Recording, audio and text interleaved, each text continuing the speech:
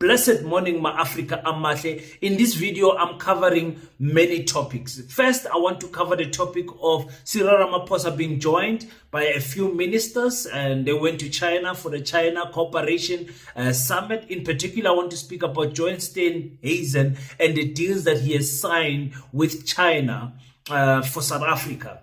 Also, I want to speak with the DA. The DA has taken John Hlophe to court, and they're saying Parliament must take John Hlophe out of the JSC. He's not fit enough, he's not ethical enough because he was impeached as a judge, so he cannot rule over other judges. Hey, EDA, Zakala Siras. I also want to speak about Gayton McKenzie and the Minister of Education, Basic Education, Siviwe, who have signed a memorandum of understanding between the two departments as if it's something new, and they are very excited to announce it to everybody. Guys, but very important, listen to this one. We have a white South African girl who chose to go on holiday in Guyana. Guyana is in South America, and it's a beautiful country. And she went live with her phone and decided to say things that are, well, those type of things will slide in South Africa, but not so much in Guyana. So in Guyana, she said that because she's there in Guyana, she's the most beautiful woman in Guyana. The Guyana government got a hold of that video and deported her white ass back to South Africa. Hey, they should have sent her to the Dutch, but anyway, it's fine. We know the sickness of white people here in South Africa. Let's talk about that and much more. Welcome to King Said So, Africa's one land, one language, one currency, one army on King Said So. Africans can unite. Your Pan-Africanist podcast. Enjoy. Peace in Pan-Africanism to all my African brothers and sisters from all around the world. Welcome back to King Said So. I'm your host, Kagiso Hlongwane Zinjiva Sono, and we're back at it again with another one. And this time around, I'm covering so many topics. Let's start with, the white witch, Helen Zille, taking Parliament actually to court, challenging the appointment of Dr. John Hlophe into the JSC, saying, listen, this guy is impeached. This guy is not fit enough to be in the JSC. He cannot rule over other judges. He cannot appoint other judges because he himself as a judge was impeached. So we want to take him out. So the logic of the DA applies to other people and not to them, So we want to scrutinize their way of thinking in this video. Listen to this. We are here before the Western Cape High Court today because we have a landmark precedent-setting case to determine who Parliament may designate to become a member of the Judicial Service Commission to select judges of our courts. But if MK nominated Dr. Hlophe, does not mean automatically that Parliament is bound to send him and designate him. Parliament must still apply its mind. Parliament has a duty to uphold the independence and integrity of the judiciary. We are contending that Parliament should not be able to designate Dr. John Hlophe, who was impeached as a judge, to become a member of the Judicial Service Commission to choose judges. It's very important to ensure that people who have shown previous misconduct, people who have shown that they do not have the necessary integrity to hold particular seats, that they do not hold those seats. If we want to defend the integrity and independence of our judiciary, we can't allow impeached former judges to sit and choose future judges who will sit in our courts. That is the case before this court today, and the DA is working very hard to uphold the independence of the judiciary and the rule of law. So as you guys know, when it comes to John Hlophe, angifuni lutho. I love John Hlophe so much. He's a brain. I think the most experienced legal practitioner that we have as African people here in South Africa. And he still has so much to offer, So the DA is not going to quote any act, any laws that prevents John Hlophe to to go into the JSE, because the party selects who can go and represent them in this committee. And of course, when it comes to legal things and judges, nobody knows better in the MK party. I would even say nobody knows better in the whole of parliament than John Hlophe. He's got more kilometers or more seats in court than anyone else in parliament right now, or than anyone else in parliament, all the people in parliament combined. So John Hlophe is the most experienced person we know when it comes to the constitution, talking about judges, talking about everything that has to do with law. He's the most experienced, but he's not good enough for the DA. Remember, he was in the Western Cape, and in the Western Cape he was challenging transformation. He was saying the DA is not doing enough to transform the lives of colored and black people, and that is why they kicked him out. And now they are saying, no, there's no integrity. Integrity?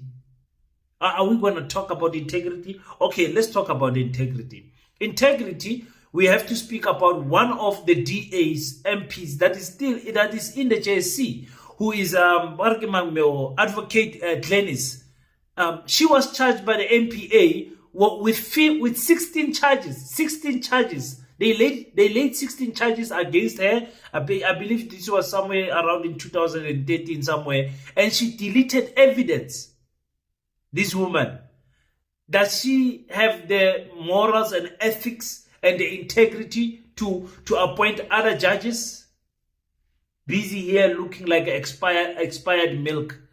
The DA, what they judge the ANC with, that judgment does not apply to them. Look what are they doing now with cadre deployment. They took the ANC multiple times to court about cadre deployment, even wanting records to say, show us where are the interviews, where are the minutes of appointing this person and that person. Today, John Steenhuisen is asking to say, listen, lower the standards of accepting people into department so I can employ my people and employ my cadres who only have matric. That is what is happening. He also only has matric himself. Speaking about John Steenhuisen, he went to China also to go and speak to the Minister of Agriculture that side, connecting each other with the departments. And yes. Okay, listen to what he said. Hi everybody, John Steenhuisen, Minister of Agriculture here, and I wanted to just unpack a little bit of what we signed yesterday in Beijing as the Government of National Unity. For the agriculture sector, there were three main priority areas that we signed yesterday with the Chinese. The first of these is a new memorandum of understanding around the foot and mouth disease. Previously, whenever there was an outbreak of foot and mouth disease, the entire market for South African beef products would be closed by China. With the new memorandum of understanding, we've agreed to compartmentalize it and only restrict trade from those provinces that have been affected by foot and mouth. This means that the trade remains open for all other provinces that are unaffected. The second one was a greasy wool protocol, which also is related to foot and mouth, which we agreed a certain treatment method that would allow greasy wool to be imported into China from South Africa, even with foot and mouth outbreaks, provided that the protocol is followed. And thirdly, the last protocol we signed was a dairy protocol, which will give access for South African produced dairy products to the Chinese market. Trade with China is essential. It is such a huge market, and it opens up a huge possibility for us to expand the horizons for South African dairy products. And when we grow the market for South African products, we grow jobs at home, and that has to be the focus. Yeah, of course, whatever they're going to sign there and whatever... you guys must not expect John Steenhuisen to say anything about uplifting black farmers, uplifting the previously disadvantaged people so they can close the gap between those who were previously advantaged. Don't expect him to say things like that. It's not in the DA DNA to help African people, and it's not going to happen anytime soon. So forget about that. When it comes to the foot and mouth disease that the cows get, their flu and everything. It's They make it sound as if it's a scientific discovery that if that foot and mouth disease is in the Northern Cape, you can sell the cows in KwaZulu-Natal if they are not affected. They're making it as if it's something, they discovered something brilliant to say, listen, we can, if it's not in this province and it's in that province, we can sell. Because last year, what they did not know anything about agriculture, not specifically John Hlophe. If there was a foot and mouth disease case discovered in Gauteng, everyone must stop selling, which did not make sense. So some of us, we can speak on these things because we work for the Department of Agriculture, and it was surprising for me how they treated these things. And where is the treatment? South Africa is so behind. Now it looks like South Africa is going to beg China to say, no, help us. How can we treat these animals? As if we Africans, we did not know how to treat our animals when they were sick. We could identify with their saliva. We could identify with their eyes, the way the eyes are looking, that no, this cow, there's something wrong with it. It needs this type of treatment. But now, all of those African ways of treating animals has been lost. You understand what I'm saying? So, all of this, what is happening, is just political stunts. You remember, it's Jacob Zuma who started this Russia and China thing. It's Jacob Zuma who started these BRICS things. You understand? So our ministers have been going there ever since. It's nothing new. Right now, it's surprising that they are going there because there's a budget cut for every department, including the Department of Agriculture. So where they're taking this money to fly around and do these things, we don't know. But anyways, it is a stunt that this government of national unity are pulling. Everything must be on camera now. But when you look carefully, there's actually no work that is being done. So they take, every time they're in a hotel, every time they're everywhere, they're going to take pictures and send it so that they can become visible in the media space, especially in mainstream media, as if, yo guys, the government of national unity is working. Did you see they were in China? Our ministers have been going to China ever since, every year. It's not something that Cyril Ramaphosa started. It's something that Jacob Zuma started, and ministers have been going there every year, signing deals, memorandum of understanding every year. You understand? But these ones are good with social media. That's the difference. Talking about ministers that are good with social media, Gaten McKenzie is so excited to be a minister. There's no minister that is excited. This is not energy or whatever, it's excitement. He's excited, he's running, he's losing some weight, and there's this other confused one, Usuviwe, the Minister of Basic Education, who, for me, I don't know what is she doing there. But anyways, let's hear what memorandum of understanding did they sign. And also, it has to be put on social media. Somebody has to shoot it with the phone and say, guys, look at us, we are working. Everybody, my name is Sivuyo Kwakhobe, the Minister of Basic Education. I'm here today with my colleague, the Minister of Sports, Arts and Culture, and this afternoon we have signed a historic memorandum of understanding between the two departments where we want to reinvigorate school sport and culture in our schools. And what we are saying to the Minister is that there are 13.5 million learners in our schools, and they are all worthy of an opportunity to be given an opportunity to have sports available in their schools. So whether you're from Qwaqwa or Qumbu or Sandton, we want you to have the same amount of opportunities to play sport, to be involved in culture. Thank you so much, Minister. I just want to say this is an historic day. I want to thank the Minister for how fast she was in making sure we signed this historic agreement today. So what we want to do, we want to change this thing when you are a privileged child, then you get all the equipment, all the opportunities. We are bringing back school sport in arts, in culture, in the school. And we want to make sure that our children, that finances are not the reason, lack of finances are not the reason why they don't become Olympians. We want to make sure that our children get the same opportunities, whether they're in Mount Frere or whether they're in Sandhurst, they should get the same opportunities. And this today is the start of that. And I want to say to you, this is the GNU at work. This is how it works. The GNU. Thank you. Thank you. Guys. Are you guys this foolish that you would believe that the Department of Education and the Department of Sports have signed a historical memorandum.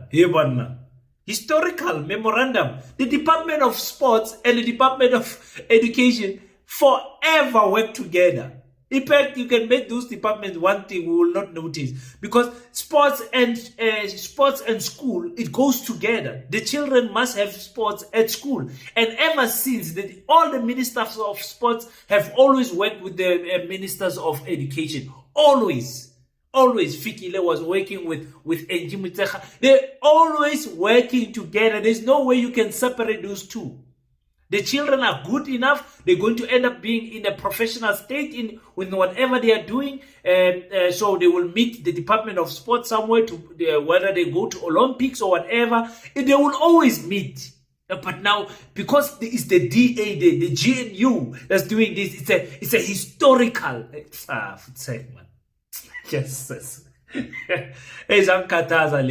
the funny thing is, okay, no, we're going to take sports everywhere. It's going to be equal.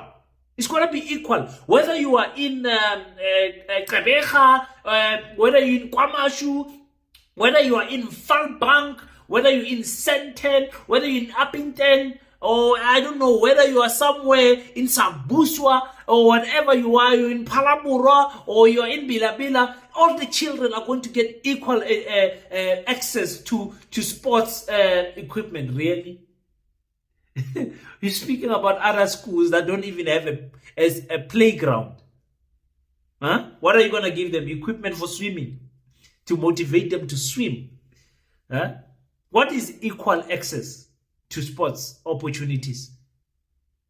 Well, the schools are not built equally. People want paseta schools. They want proper schools. They want the proper schools. The government is giving them basic education. People want paseta. They want the Pan-African School of Economics, Technology and Agriculture. That's what they want for their children. Now, it's a lie to say a school in Senten, a private school somewhere, is going to get the same equipment, same opportunities than the school in a township or in a village. Hey, how? There are still today children learning under a tree. Are they going to get the same guys, you guys understand what I'm saying. It's just media stunts. It's just media. The excitement of Gator McKenzie, he sees camera, he's excited. It's like a Fikilam Balula. He sees a camera, he gets excited. But I want you guys to notice, okay, yeah, you are saying these departments are going to work together. We know these departments have been working together. Let's wait for the results. Let's wait and see for the actual work. Memorandum of understanding. We must celebrate that you signed a memorandum of understanding. Yeah? It's not a binding contract. There's nothing that you are doing that is extraordinary here. Please don't test our intelligence, man. Man. You guys, when I see you are very quiet when racism happens in schools. Very quiet. You are running around when Mporo went to go fetch his grandchildren there at school. But when it's racism, you are very quiet. You say nothing about racism. We are watching you. We are watching you. Because you are a puppet there in the DA. And Tina Sizokchela because of Suksabi. Anyway, in closing, it's an excitement closing, guys. I'm very excited to close like this. Very excited. There is a South African girl. Sounds British, this girl, in her accent. Does not sound like she's Dutch, if you know what I'm saying. English and Afrikaans. She went to Guyana for a holiday. And when she got there, she went live on her phone and said she's the most beautiful girl there. And said other things also. Listen to this. Okay guys, get ready with me while I tell you some fun little facts about Guyana. My favorite thing about Guyana is that I'm the prettiest girl here. Alright, I'm not even tooting my horn when I say that. It is a literal fact. Okay, I think it could be on Google.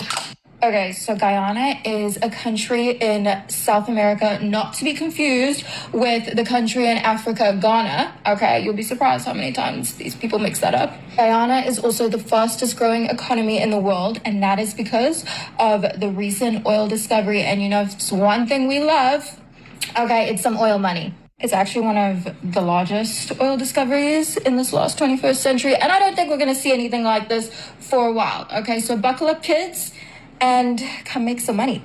So Guyana is an English-speaking country, but don't let it fool you, okay? Because the Guyanese have their like own version of English, so you can't really understand that much. But yeah, English is a thing, yeah. One of the most beautiful things about Guyana is the nature. It's just because no one really knew what Guyana was until this oil discovery. It's just got all this like untouched, like beautiful nature, and it's like in the middle of like the Amazon rainforest. It's just amazing.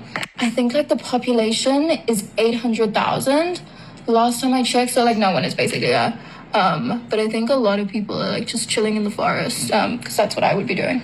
Okay, my favorite thing about Guyana, because I'm literally sick in the head, is that this is literally where the Jonestown massacre happened. You know, where like Jim Jones told everyone to like drink the Kool-Aid and like 1,000 people died in the jungle? Yeah, right here, right where I'm living.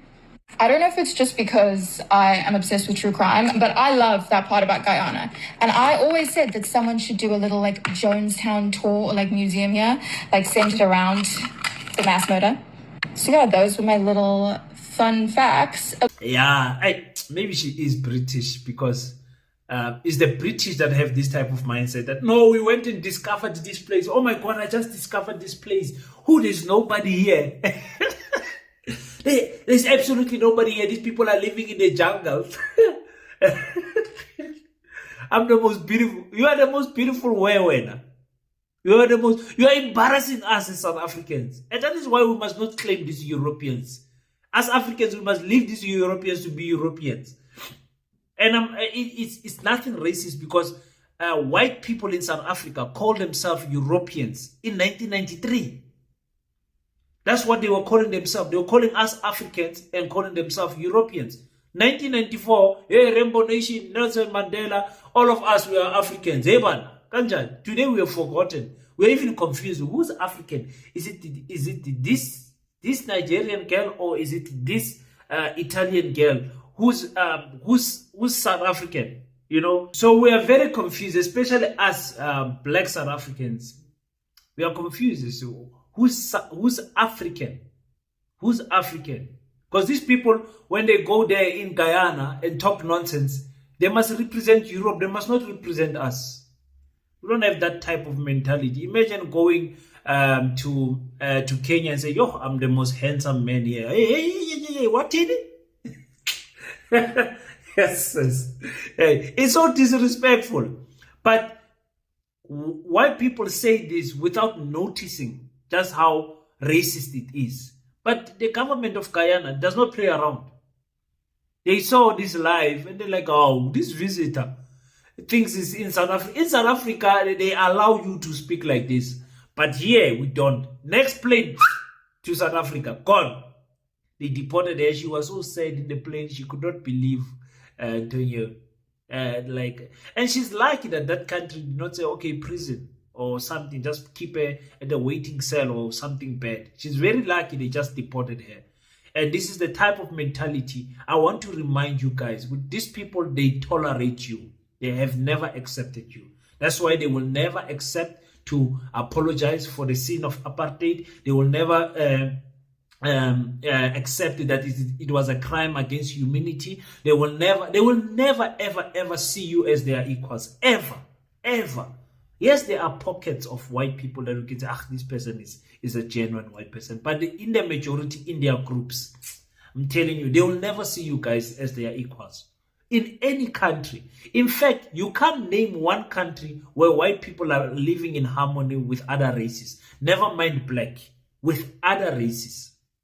Whether it's white in China, white in Indian, white and black, white and whatever, they can't live in harmony in a group with other people. As individuals, yes, you can find great white people, great African people. But as a group, the apartheid is entrenched in their DNA. The racism is entrenched in their mind. That's what they think about you guys. That's why they will build things like Orania. That's why they will suggest that Western Cape must be an Israel state. That's their type of thinking, this British and the Dutch. But anyway, we're gonna sort them out. We're gonna sort them out. I will always continue to thank everyone who's donating to Paseta. The Pan-African School of Economics, Technology and Agriculture is for our children. This one is for our children. Why are we doing it for our children? We want them to, when they ask us, Mom, Dad, when you were young, when you were still in the youth, what did you build? We must say, no, that school. We built that school. We came together, strangers, and contributed each 50 rand and made sure that you guys have got the best school, because the government is disappointing you. Government schools are rubbish. Even now, some private schools, you can't tell the difference between a private school and a government school. And it's unfortunate to say that, because it does not mean all of them. There are some government schools that are exceptional to the rule, producing children with 7 distinctions, 8 distinctions, things like that. But the opportunity that those children are getting are not equal to other schools. So we want to build super students. We want to build students when they come out of school, they are literally ready for the world. Because varsity and college never made you ready for the world. You know nothing about cryptocurrency. You know nothing about agriculture. You know nothing about economics. It boxes your mind into one subject for 4 years. You are studying economics for 4 years. You know nothing about agriculture. You're studying economics for 4 years. You know nothing about technology. When you come out there, then you hear that the economy is not growing. There's like you don't know what to do with your qualification. How many people have we seen standing at the corner with their qualification, at the traffic lights? So we need to build Paseta. We need to make sure that Paseta is a reality, and we need to close these deals of the land that we are so close, guys. Pray for us more than anything. Pray for us. Ask for our ancestors to open the doors. Ask for God to open the doors for us. His mercy. We are praying that this thing happens of the land, because we are this close. Once the land is there, the architectural designs are there, and everything is there, you guys are going to be so excited about Paseta, the Pan-African School of Economics and Agriculture. We are also this close to formulating it in Lesotho also. So it's Namibia, it's Uganda, it's and Lesotho. So be ready. And Angola, I'm forgetting Angola. There's so many things I wanted to touch. I wanted to speak about TUT. The results have come back. Looks like the MK will be ruling the student command with the EFF, which is what I want. I want the MK to work with the EFF. It's an excellent deal for me. They will be sharing the SRC there. I'm very proud of them, and I wish this trend can continue in all the varsities and all the